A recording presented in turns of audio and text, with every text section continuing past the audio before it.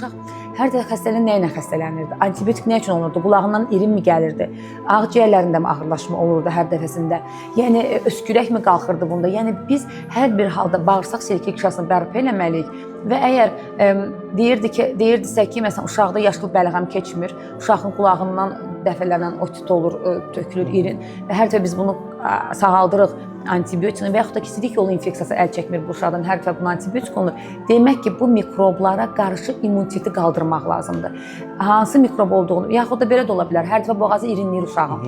Hər dəfə boğaz irinləyirsə, o müvəqqəti təsir edə bilər. Amma biz buradan bir yaxma analizi götürməliyik. Bəli, hansı mikrob olduğunu bilməliyik, onun adını, soyadını bilməliyik və o mikroba qarşı spesifik sanum terapiya, yəni ki, o mikrobun öz hissəciklərinə aid bir komponentli preparatlar veririk.